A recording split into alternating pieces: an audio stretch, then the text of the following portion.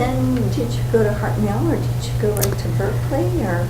Actually, the teacher that I told you before, Miss Garbarini, my high school history, American history teacher, no, world history, her family, again, unbeknownst to me, was connected to the family that owned the Bank of America, which was originally the Bank of Italy and changed names during World War II because of the war. Her family was quite wealthy, and the women in her family all went to Holy Names University in Oakland. And she knew my situation. She knew I was darn near a straight A student, and just curious as all get out about every darn thing. And as I said, I think she just saw that in me. And I guess, I honestly don't know the whole story about this, because I inadvertently found out about this from a third party, and I think they never meant me to know. So I've never pursued it. I've never gone and looked for the Garbarinis to ask them. But I think she went, talked to her parents, and said, I've got this kid. She's real smart, and she's real poor. And she's done almost all of this on her own. My mother was a big support to me for learning, because she had been valedictorian of her own tiny high school in Elkins, Arkansas, but it was only a class of about 15. But still, she was the smartest one in her class, so we kind of came from that. And education was not encouraged on my father's side of the family. The people that had come out here during the Depression, they were clannish, wary of outsiders. We almost never spent any time except with our other family members. I can't even tell you one time that my parents went out to dinner with friends. They didn't have friends per se. It was all just family on my dad's side that they socialized with and that we socialized with. And I've lost my train of thought. Did your mom work? I wondered. So my teacher talked to her parents, I'm assuming, and they arranged a scholarship for me to Holy Names University. But in the meantime, because my grades were so good, and because my family was so poor, I qualified for a California State Scholarship. And I was also in the National Honor Society, and a lot of those kinds of groups for kids that do well at the high school level. And I was able to secure for my own self the money to pay for my tuition. What I didn't know was that the Garbarini family paid all the rest. I never had to take out school loans. I never owed a penny for school debt when I was and I had a private education. It was really quite something. Would you like to hear the story about how I found out about this? This is kind of odd. Well, for one thing, I want to say that when I was a junior at Holy Names University, and I was a history major while I was there, I had jobs all over campus, because that was also part of what you did. You worked, you received grants, and then I had my tuition paid. But they made sure I had a stipend, the Garbarini family. I got, I believe, I want to say $50 a month, so that I would have spending money, so I wouldn't just be stuck on campus. It's just really something to talk about and to think about, that somebody would do something like that. But when I was a junior, there was a big change in my major, in the personnel of the people who were teaching. And I and a few other people that were in the history department decided that we no longer wanted to stay there to finish our degrees. And we applied to all different kinds of places, and I got in at Berkeley as a transferring senior, which I think probably they don't even do anymore, but they did at the time. And I ended up also changing my major, and I stayed a little bit longer so that I could finish a degree in political science, because I decided to do a little bit of an offshoot off of the history. I was more interested in the political science. And I always had the idea that I would go to law school. And I surely am a talker enough to do that. And I've had people tell me, you should be a lawyer. But I got a little more sidetracked after that. At the college where I had been before I transferred to Berkeley, which was the Holy Names University in Oakland, when I was a sophomore, we had a huge group of foreign students come in, and a company that rented classroom space and dorm space. This company was called ELS, English Language Services. And as I had grown up, and I'm sorry I didn't bring this up sooner, almost all of us that grew up in Alisal, or a great deal of us, we knew a lot of Spanish, and especially by the time we went into kindergarten. But we were not encouraged to keep it. And I have, until this day, a really excellent ear for Spanish. I can understand almost everything anybody says to me in Spanish. And I know it's from living in Alisal until I was in kindergarten. I used to tell people that it was beat out of me when I was in kindergarten, but that's absolutely not true. It just kind of felt like that because it was so discouraged for us to do that. And it was also discouraged for the Mexican American kids in our class. I hope it's different now. Maybe it isn't, but I hope it is. At any rate, that all came back to me with these students that were at my university. A lot of them were from Venezuela and some from Mexico. The vast majority of them were from the Middle East, from the oil-producing countries. In fact, a lot of the students that were there were because the oil-producing countries at that time were just booming. This would be like in 1973 to 78, thereabouts. And I'd always had a good ear, as I said, and I had taken French all of those years as well, as I said, and I realized maybe that's my calling. And so I started getting work as a conversation leader in some of the English as a second language classes that were taught on campus. And I just loved it. And I was just a natural in the classroom. And I always tell people, even though I've had several different careers in my life, if I were knocked over and somebody hit me on the head and they said, "Who are you? What do you do?" I'm sure the first thing out of my mouth would be, "I'm Linda, I'm a teacher." Because I really feel like that's what I am down at the core.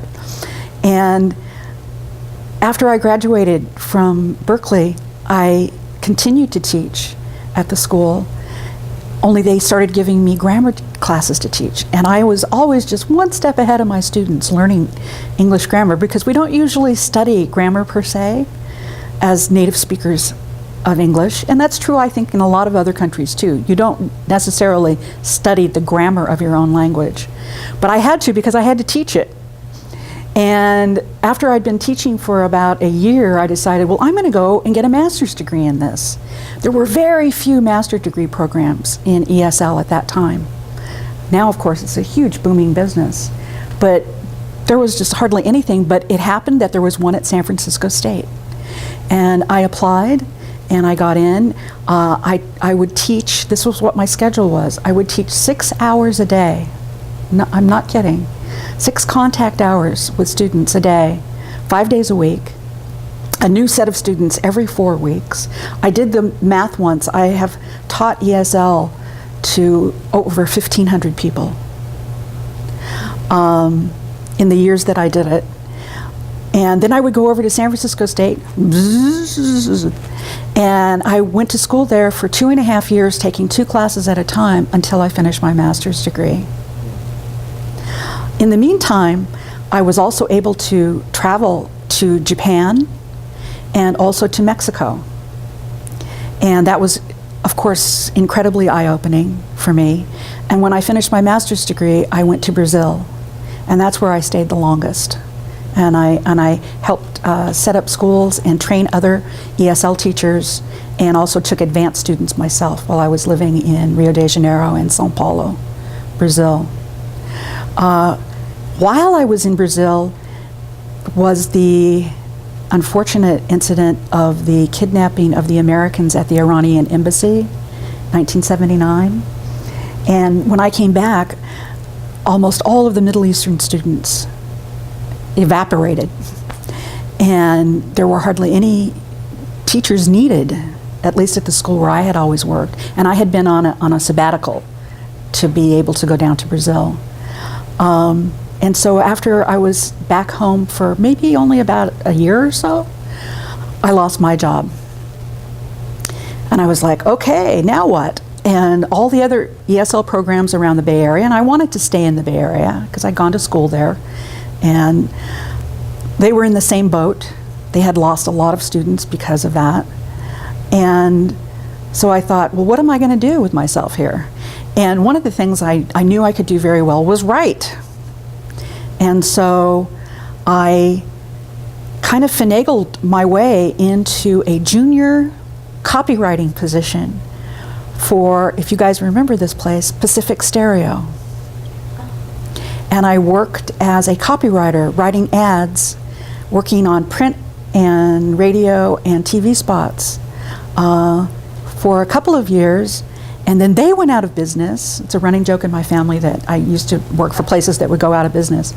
And so then I worked for Bruner's Home Furnishings, which you may or may not have heard of. I don't think there's a branch of it here, but they're still around.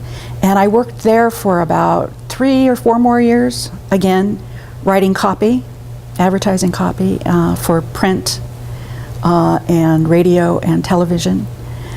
And I then decided that I wanted to have a job where I could maybe have really good benefits. I was getting on close to 40 years old at that point, and I went to work for Kaiser Permanente, which I think a lot of people know, although they don't have a branch here in Salinas. It's the largest HMO in the United States, and it employs more people in Northern California than any other company. There's about 33,000 people that work for Kaiser Permanente, just in Northern California, and they're all over the United States.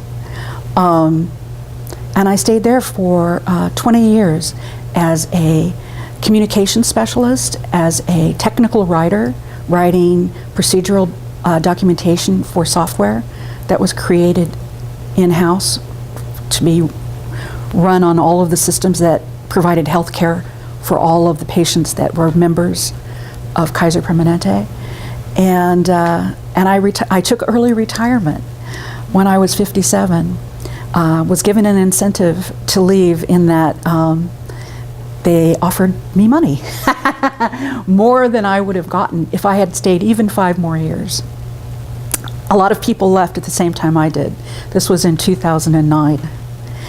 Since then, I have a little side business that I have, and I had been doing this for a long time for free anyway for all of my friends. I'm really good at creating resumes. Although I drive people crazy asking them questions so that I get it just right. But I do that now as just kind of a side business, as I want and when I want. But it's fun. I've also done some private ESL tutoring, because I have that, of course, in my background from all those years ago. So now you know all of my careers. But all of them were linked really by reading and writing, editing, and all of those things I had learned from the time I started Fremont Elementary, going through El Sacel, junior high school, and through LSL. I came into college in a very sophisticated environment with people that had gone to private high schools, etc., as honestly, and not telling tales on myself, one of the best writers that they had. It's not a coincidence. I got that training here.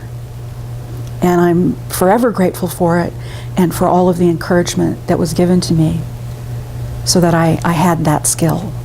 And it made my living basically all my life in some form or another is writing and editing. That's a really inspiring story. I mean, from the beginnings when you talked about Georgia. Mm-hmm. Your whole family has moved forward. Yeah, unfortunately, it's not my whole family. Although in my immediate family it is. The big change, of course, is, or the big difference is that my mom made all the difference. Her father was the teacher of a one-room schoolhouse in Elkins, Arkansas for more than 50 years. He taught all 11 of his own children from elementary through high school. All of my maternal side, the family that did not come out here to California, every one of them graduated from high school, which is really saying something when your kids are born between, let's say, 1903 and 1925. Imagine that, and in the South, and a huge family like that. Every single one of them got their high school diplomas. So I really, if my mom hadn't come from that, and she sacrificed a lot for us to do that. My sisters and I grew up basically not knowing how to do any kind of housework. We didn't cook, we didn't clean. My mom did everything because she always wanted us to be at the library, which was this library. You can't imagine. It's got to be in the thousands of hours that I've spent in this library. It's as familiar to me as any home. The Steinbeck Library? The Steinbeck Library, although it wasn't called that at the time. It was later that they called it that. Yeah. It was just the main branch of the Salinas Public Library. We had one in Alisal, but it wasn't nearly as good, and so we would always beg my mom, take us downtown. My mom would drive us here, drop us off, and come and get us like 4 or 5 hours later. We did that a lot. And if we were at home and there was stuff to be done, sometimes my dad would get grouchy and think that we should be doing more, and my mother would always kind of maneuver it so that she would take on whatever the burden was so that we could go and practice our foreign languages and do other things.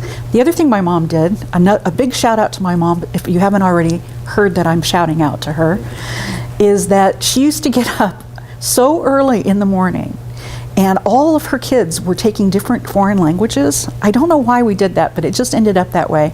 But my brother took German, my sister Kim took Spanish. I think Vicky and I were the ones that were the 2 French ones. And my older sister also took French. And she would get up and run dialogues with us. So my mom essentially learned 3 languages over the course of many years as her kids, who were 2 years apart, went through these junior high and high school programs. Because we would be spot on perfect by the time we got to school that day. We always had our foreign language memorization parts right on the money, and it was because of my mom. She went out of her way to do that. That's just amazing. Yeah. It's so inspirational. Yes. Can you touch on the subject of the Arkies versus Okies? Yes, I surely can. I think the name Okies came into being, and probably Wikipedia or somebody else would put the kibosh on this, but I think that's what they were referred to as in the Steinbeck novels. And since he was the most prolific and also he sold a lot of books, even in his own time. Lucky for him, he wasn't one of those authors who was only discovered after they were dead. That happens a lot. But he wasn't, and he was lauded in his own time, as we all know. And he used that term. Now, technically, I guess they meant it to cover everybody who came because of the Dust Bowl, and as I've already spoken about, and being very poor in the South, even if you weren't in the Dust Bowl during that period of time in the 30s. The term stuck, but a lot of those people came also from Arkansas, from Texas, especially the panhandle of Texas. Actually, you could draw a big circle like this, and Oklahoma would be right smack in the middle, and the whole state for sure would be involved in the Western movement during the Depression.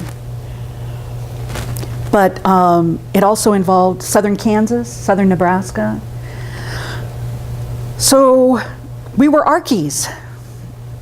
I don't remember ever being denigrated for being an Arkie while I lived here, because everybody in where I went to school, and because I never went to Salinas High School, which I think might have been a different story for me, because the economic situation over here is a little bit different, quite a bit different than it is.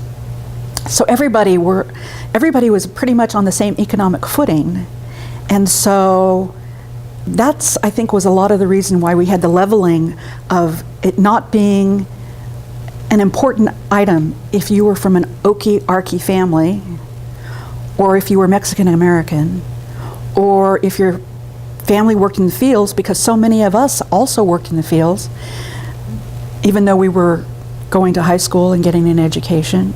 I never felt a prejudice about that. But I do remember correcting a lot of people when if they would say something about, well, all the Okies, and I'd be like, you know, they're not all from Oklahoma. I can remember being a very smart-mouthed little girl saying things like that, which was also one of my downfalls, very smart-mouthed. And so I would correct people and say, my family is from Arkansas for generations. And they came here as indentured servants, and I would tell the whole story, because I always just thought it was such an American story and a rather phenomenal one, and that I always felt kind of proud that I was able to take it that first big step further, because I really was the first one in my family to get a higher education, to get an undergraduate degree, to get a master's degree. I'm proud of that, and I've made a great life for myself. I've traveled all over the world. I've worked with so many people from so many different cultures. The things that are important to me all started here, and I tried to capitalize on them, not only because it was a good thing to do, but also because it was my pleasure to do it.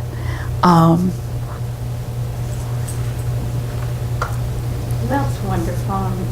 I guess there is one little part of that time period that I always wonder about. I haven't found too much about it.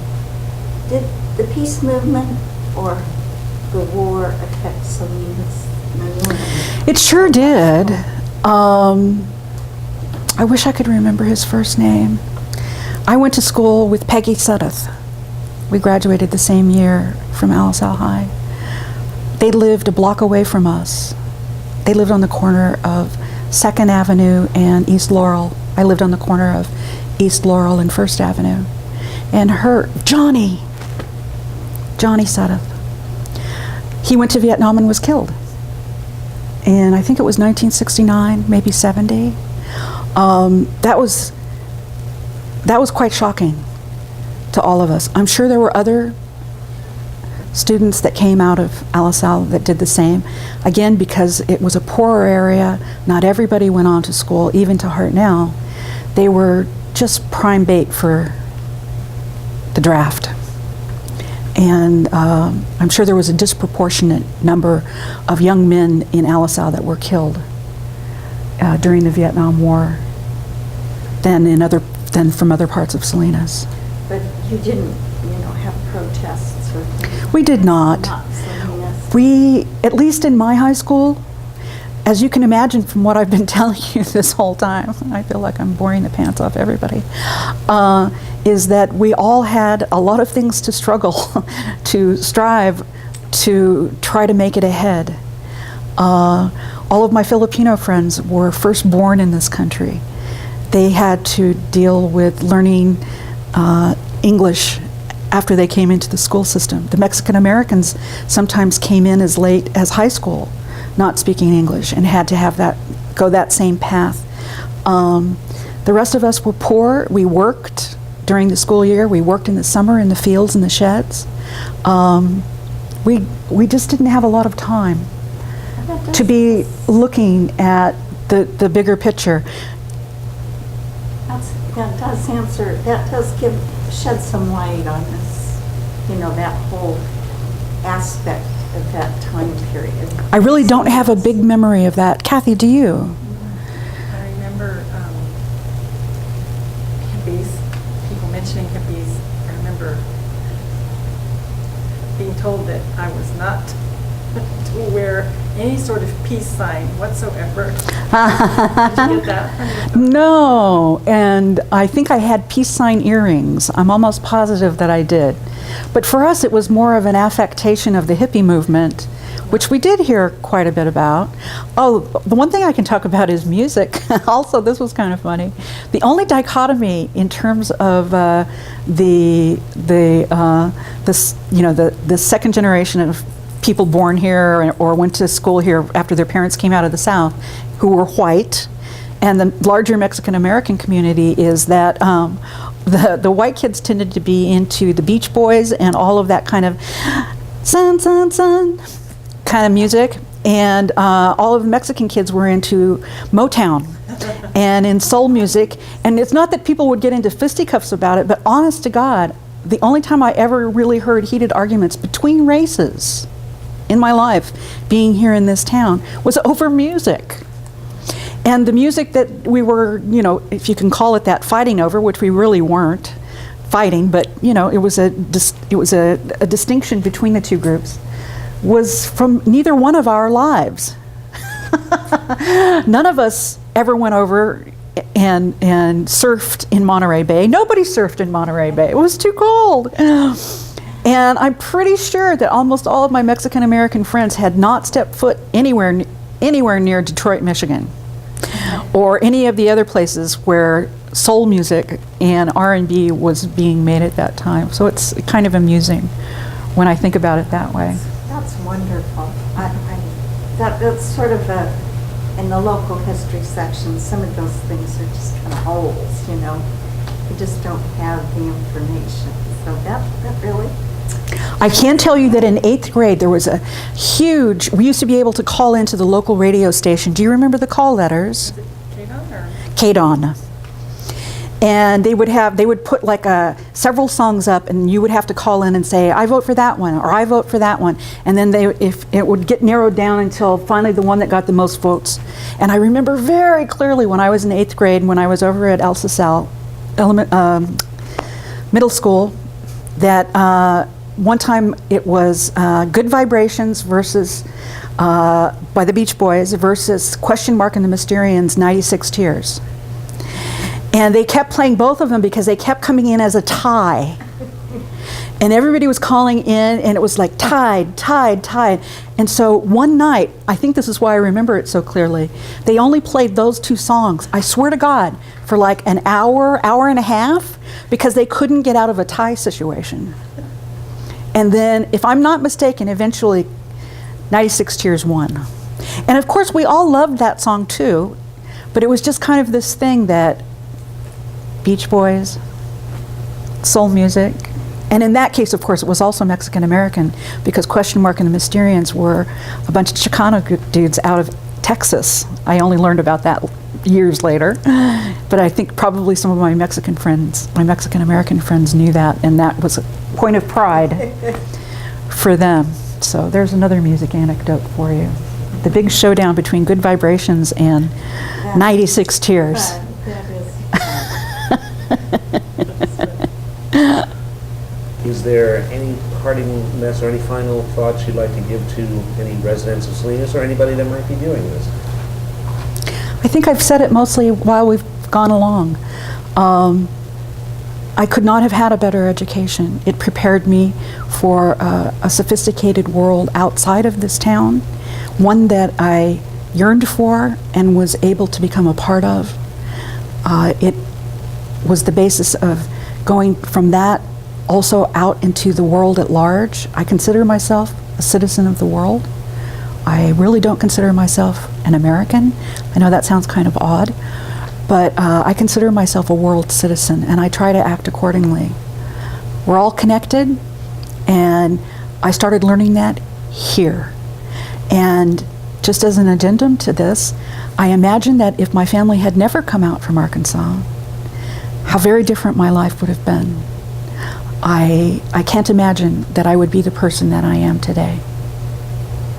And I am so very happy of having grown up in Alisal and had all the teachers and friends that I made while I was there. They all helped me become the person that I am, and I'm pretty proud and happy of the person that I am.